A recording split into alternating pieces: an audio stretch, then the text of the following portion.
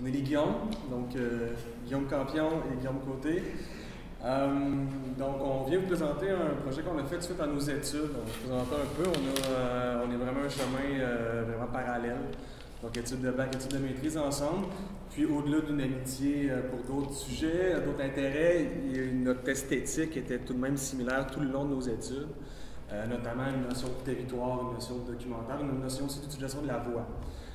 Et donc tout ça donc, tout cet intérêt commun-là a fait émerger une première collaboration, qui est le projet Archipel. Donc un projet assez de longue haleine, multiplateforme, qu'on va vous présenter aujourd'hui. Ben voilà, c'est un peu la présentation. Donc, on va parler du projet Archipel, la genèse du projet, qu'est-ce que c'est comme projet. En fait, c'est donc un documentaire acousmatique, comme Guillaume disait, qui est multiplateforme. Qu'est-ce qu'on entend par documentaire acousmatique? C'est dans l'expression, donc un mélange de documentaire sonore, radiophonique et de musique purement électroacoustique, acousmatique. Donc, on va parler des différentes déclinaisons du projet, puis on va terminer en parlant un peu de nos autres projets, parce qu'on a ce projet depuis longtemps, mais on fait aussi d'autres choses en même temps. Donc, comme Guillaume disait, c'est un projet qui est né de nos intérêts communs, de nos influences communes en musique, comme dans d'autres sujets, comme le territoire, le patrimoine, tout ça. Et le projet Archipel, en fait, est né du fait qu'au moment où on a commencé à vouloir collaborer ensemble, dans l'actualité à Montréal, on était proche des élections, puis il y avait beaucoup d'intérêt dans le débat public pour l'accès à l'eau, au fleuve Saint-Laurent en particulier. Il y avait d'ailleurs des promesses de plages urbaines, de bains portuaires qui ne sont pas encore arrivées 3-4 ans plus tard. Voilà, c'est pour ça que le projet dure aussi longtemps. C'est qu'on continue à le suivre dans l'actualité aussi. Donc voilà, on a voulu s'intéresser à ça autant pour l'aspect documentaire, l'aspect pertinence dans l'actualité, dans le débat social, mais aussi parce que les berges de Montréal, c'est un paysage sonore qui est extrêmement riche. On retrouve des endroits où c'est purement industriel, là. On est tout près d'autoroutes, de ports, d'installations portuaires, alors qu'on a découvert des endroits qui sont vraiment des petits oasis de paix, de nature, où il y a vraiment une faune, une flore qui est très très riche. Donc au point de vue sonore, ça nous interpelle aussi comme compositeur. Donc le projet a commencé par la composition d'une pièce en 2015, un documentaire acousmatique de 28 minutes 50, très précisément. Donc une pièce un petit peu longue peut-être pour la musique acousmatique, mais un petit peu courte, le documentaire radiophonique. Ce qui a amené aussi qu'à un moment donné, il a fallu qu'on voit un peu le format, d'où les autres déclinaisons dont je parlerai tantôt. Mais la pièce, en fait, c'est un peu la base de notre esthétique commune, le mélange du documentaire, de la musique acousmatique. On essaie toujours de préserver un équilibre entre les matériaux documentaires et les matériaux musicaux. Donc, comme on disait, il y a beaucoup d'utilisation de la voix. La voix non seulement comme vecteur d'information avec des extraits d'entrevues, mais on l'utilise aussi comme un matériel purement musical. On la transforme, on se l'approprie, comme on s'approprie n'importe quel autre matériau de field recording ou d'autres natures. Donc, dans la pièce, c'est vraiment composé d'extraits de voix, d'extraits aussi de prises de son qu'on a fait tout le tour des berges, puis on a ajouté aussi un petit peu de synthèse sonore pour lier tout ça ensemble. Donc, la pièce est organisée selon 6 mouvements qui reflètent différents enjeux qui sont abordés par les informateurs, donc en lien avec l'accès aux berges, non seulement à Montréal, mais aussi dans un milieu urbain en général. Donc, on va écouter un petit extrait qui est le tout début, en fait, du premier mouvement. C'est extrait d'1 minute qui pose le décor, qui pose le sujet et qui présente les matériaux un petit peu.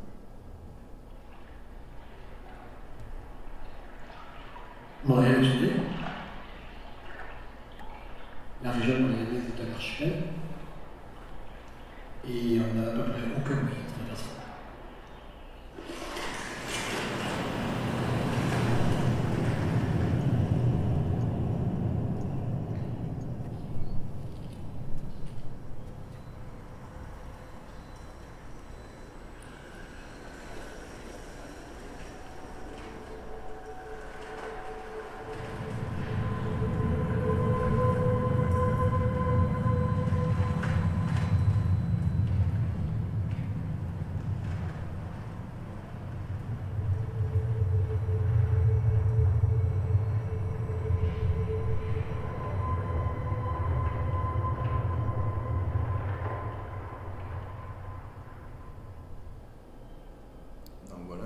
De la pièce.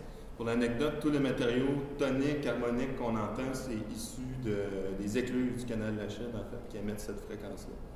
Donc, on a utilisé cette fréquence-là qu'on extrait pour faire toute la structure harmonique de la pièce. Donc, à l'intérieur même de la musique aussi, il y a quand même une réalité documentaire qui vient s'incruster à travers le paysage sonore qui vient informer tout le reste de la pièce.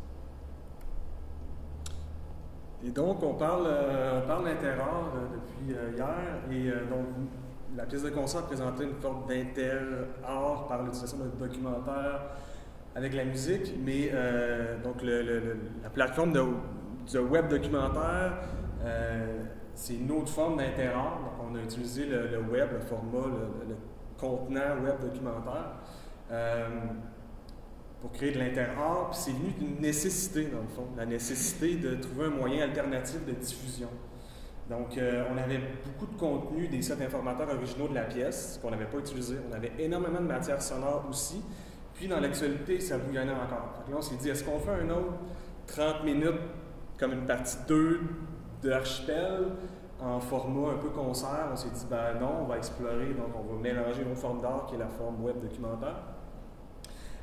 Puis donc, on a créé projetarchipel.com, qui est un web documentaire en 2016. Et on a ajouté du contenu. Donc, on est passé de 30 minutes à 2 heures de contenu, plus ou moins. Navigable de façon interactive.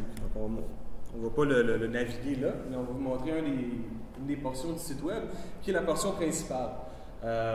Qui est en fait, on a séparé donc à la fois la pièce de concert, et aussi, donc, tout ce qu'on avait fait de plus, donc par la suite au niveau, donc l'heure et demie de plus, dans les mêmes mouvements qu'on avait fait pour la pièce de concert, les 6 mouvements. Et donc, on a mis ça sous forme de petites icônes sur la... Là, on est quand même zoomé, là. C'est toute la carte de l'archipel montréalaise.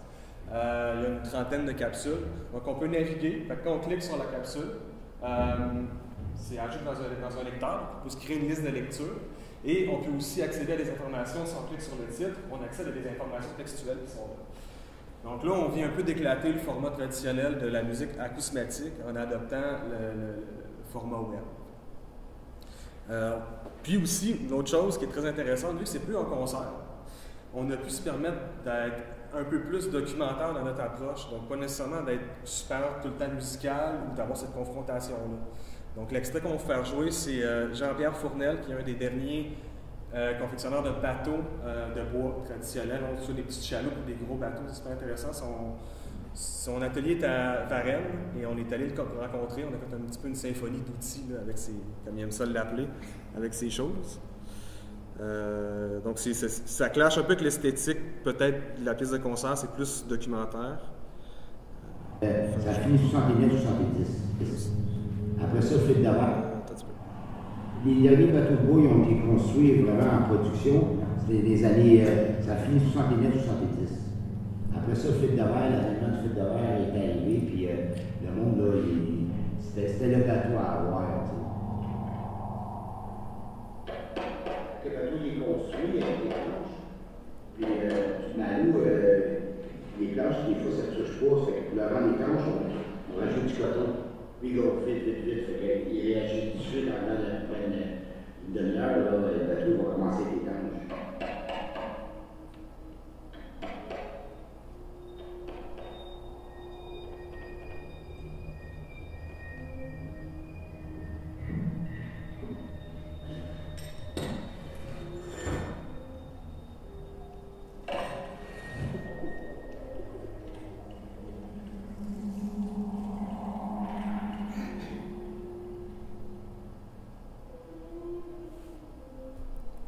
Donc, le site web nous a aussi posé d'autres questions en confectionnant le site web. On s'est dit, OK, c'est le fun, on a décloisonné un peu le concert acousmatique, mais le monde reste assis en avant de leur ordinateur.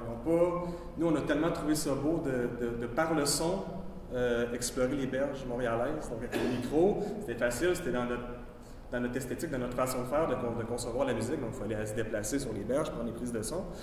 Mais on voulait que le public le puisse expérimenter ça aussi. Donc, l'idée de l'application mobile, a été finalement de faire des parcours sonores géolocalisés. Donc, à Trois-Lieux à Montréal, on a essayé d'investir l'est, le centre et l'ouest de la ville. Donc, pour ce qui est de l'ouest, c'est le canal La Chine, l'est, promenade Belle-Rive et évidemment le centre, le Vieux-Port. Et donc, ces parcours-là, ils sont assez classiques, c'est dans l'esthétique d'Archipel, évidemment. Donc, parfait. Donc, documentaire et musique. Mais ce qui est intéressant, c'est que donc c'est un parcours, évidemment, préfet. Donc, on arrive ici, point 1, et là, une fois que c'est parti, on n'a plus jamais besoin de toucher au téléphone. Dans le sens que, vu que c'est géolocalisé, tous les documents audio partent tout seuls. Donc, c'est ça aussi qui est le fun quand même. On est vraiment accompagné de façon assez efficace et assez simple. Donc, on se promène dans ce parcours-là et tout est géolocalisé. Et ce qui est aussi intéressant, c'est que, donc ici, c'est toutes les capsules informatiques, mais entre, il y a de la musique. Donc, il y a des boucles sonores, donc il n'y a pas de temps mort, il y a toujours du son, il y a toujours l'univers finalement d'Archipel qui est là. Oui, c'est ça. Et donc, à la fin de chacune des zones des parcours, il y a des zones de réalité sonore augmentée. On voyait un peu plus grand, mais pour l'instant, ce qui est les zones de réalité sonore augmentée, c'est finalement une zone d'environ 10 mètres carrés à la fin du parcours, où est-ce que l'utilisateur arrive dans cette zone-là, et puis sa position influence sur des sons qui se trouvent dans la zone. Donc, mettons, c'est expliqué un peu ici, donc c'est souvent soit séparé en 3 ou en 4, puis donc notre position influence l'agencement des sons, finalement. C'est tous des sons qui sont tirés directement du lieu où on se trouve, donc c'est comme une expérience un peu plus microscopique de différents éléments du paysage sonore qu'on a recueillis sur place, à travers lesquels on navigue avec le téléphone. L'autre chose intéressante aussi, c'est que comme dans le site web, en fait, tous les points d'information, tout ce qu'on entend, évidemment, correspond à ce qu'on voit à l'endroit où on se situe. Par exemple, on va écouter un petit extrait pour terminer, qui est issu du parcours du canal La Chine, où on se trouve face à une friche industrielle abandonnée. Donc, c'est ce dont il est question dans la capsule qui se déclenche au moment où on arrive à cet endroit-là. Dernier extrait. La voie maritime du Saint-Laurent ouvre en 1959. Alors, à ce moment-là, en 1959, la navigation commerciale sur le canal de la Chine est terminée. Il y a une navigation de transit parce qu'il y a encore plusieurs entreprises qui ont besoin du canal pour être approvisionnées en eau, ou encore avec les bateaux qui leur emmènent des chargements de charbon ou autre chose. Mais en 1970, c'est fermé totalement la navigation.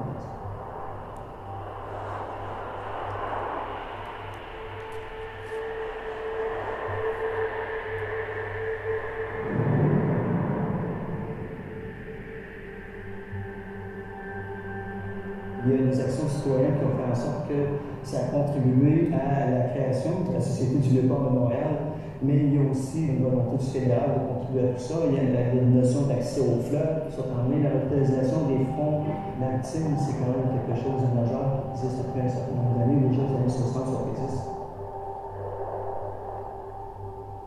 Ailleurs, en Amérique du Nord, un peu partout dans le monde, on a la même question. On a ce qu'on appelle des friches industrielles, des friches portuaires, et il faut faire des choix de société pour savoir comment on les réoccupe.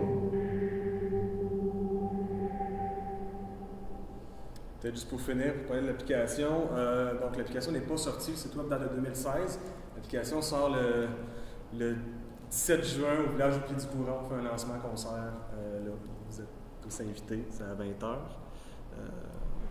Puis au cours de l'été, on va faire des visites guidées aussi des parcours.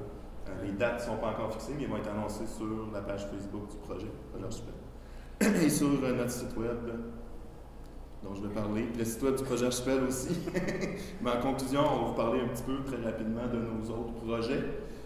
Donc, depuis la création du projet Archipel, on a regroupé toutes nos activités, on fait aussi la médiation culturelle, toutes sortes de choses à l'intérieur d'un collectif qui s'appelle TRAM. Vous pouvez retrouver toutes nos activités au tramaudio.com, tram au pluriel. Donc, les projets qu'on a menés depuis le projet Archipel, en bref, ça continue dans l'esthétique documentaire acousmatique, mais on inclut de plus en plus d'éléments interactifs, puis faire appel à la présence du public, comme des installations visuelles, comme celle-là qu'on a fait au Musée de la civilisation de Québec l'an dernier, qui traitait de la culture et de l'art des nations autochtones du Québec à travers un mélange d'archives du musée et de témoignages d'artistes, artisans contemporains de 3 nations autochtones. On a fait aussi, on est en train de faire depuis l'an dernier un documentaire sonore sur la situation, la perception du français dans les écoles montréalaises. Dans des quartiers, il y a beaucoup de nouveaux arrivants, donc beaucoup de programmes d'accueil. Donc on essaie de voir comment les cultures s'entremêlent là-dedans, comment les jeunes perçoivent la langue française, la façon que ça leur enseigne. Donc, comme on voit, nos 3 amis, on les a vraiment impliqués dans le processus de création d'entrevues, d'enregistrement d'entrevues, mais aussi de prise de son. Donc, ils ont été impliqués de A à Z dans le processus de la création de la pièce qu'on est en train de terminer dans le studio. Et puis, on fait également des parcours sonores à l'extérieur en ce moment. Donc, un parcours qui va être lancé autour du folklore et patrimoine en Gaspésie, à Sainte-Anne-des-Monts. Donc, il y a là-bas un festival de sculpture sur bois de mer. 1 minute, parfait. Et puis, donc, c'est inspiré du folklore local d'enregistrements qui ont été faits, entre autres, par Marius Barbeau, peut-être certains connaissent, l'anthropologue, qui a enregistré du matériel à partir de 1918 là-bas. Donc, près d'1 millier de chants et contes folkloriques qu'on reprend, qu'on nettoie un petit peu, c'est des vieux enregistrements sur rouleau de cire, puis on les fait redécouvrir à la population là-bas. Donc voilà, merci beaucoup pour votre écoute. Si vous avez des questions, des commentaires, vous viendrez nous voir. Merci.